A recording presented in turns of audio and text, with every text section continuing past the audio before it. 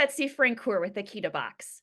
Today, I'm sitting down with Matthew Kautzky, Director of Facilities and Sustainability at Goodwill of South Central Wisconsin. We recently collaborated on an article about the life cycle of building data for a special issue of Facility Executive magazine. So, Matt, why do facilities managers need to get serious about the state of their data?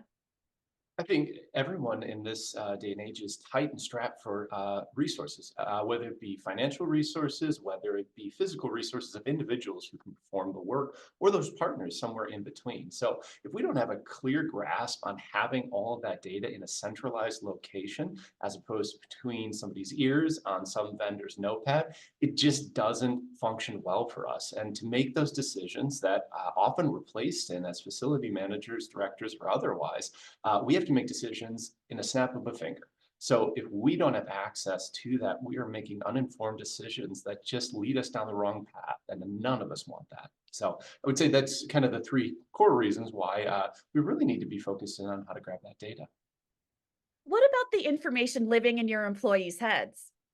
Yes, pulling it out of somebody's head is always a fun and challenging thing. I would say we have got some great veterans here. I've got an individual that's been with the organization for 40 plus years, and what he knows is out of this world. Trying to get those little bits and pieces out of him, we're getting there. But some of it was also just having a partnership with AkitaBox to come in and grab some of that easier data, whether it be HVAC units, whether it be exhaust fans, or whether it be plumbing equipment, having them pull all that out so he didn't have to think about that level and he could think about more of the details within there of, oh, it's this part or this belt or this valve and all those different parts. Then he could actually be additive because he just got a little overwhelmed when I said, we want to start understanding what you know. So him being able to weigh in and just go into those pieces and add it has been really great for us. And what's your advice for fellow facility managers struggling with capturing and managing their data?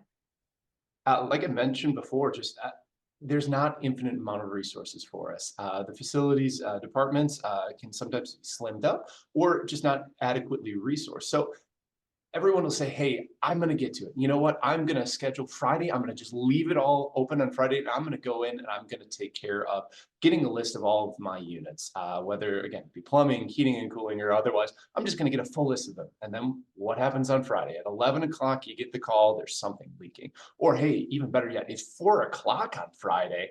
And you know what? This critical system has gone down.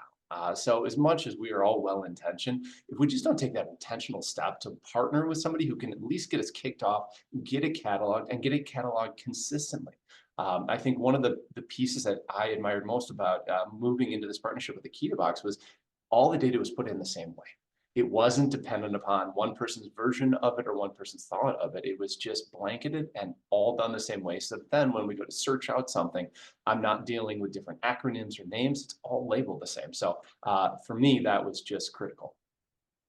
Well, thank you, Matt. Read the full article titled Solving the Facility Industry's Oldest and Toughest Problem Collecting and Managing Data Throughout a Building's Entire Life Cycle by clicking the link.